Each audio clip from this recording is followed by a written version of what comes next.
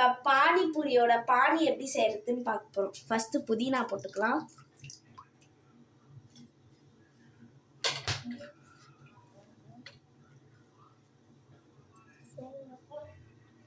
புதினா போட்டாச்சு.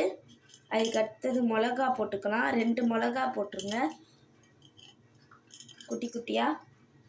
அதுக்கடுத்து இஞ்சி, பாதி இஞ்சி, 1 இஞ்சில் பாதி இஞ்சி போட்டுக்கோங்க. எப்போ அரைக்கணும் ஒன்றும் பண்ணாதீங்க. எப்போ நம்ம பானி செஞ்சு முடிச்சிட்டோம். இப்போ பானி பூரி செய்யலாமா? இப்போ நம்ம பூரி செய்ய போகிறோம்.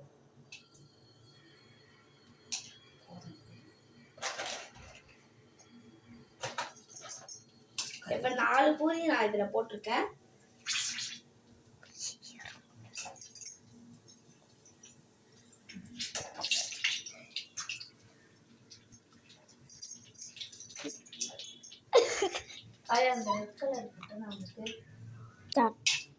எப்போ நாங்கள் பானிபூரி செய்கிறோம் எப்படி இருக்குன்னு 5 பூரி போட்டிருக்கோம்.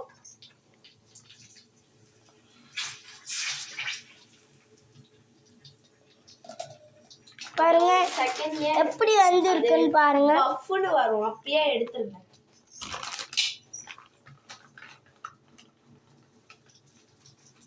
பார்த்துக்கோங்க.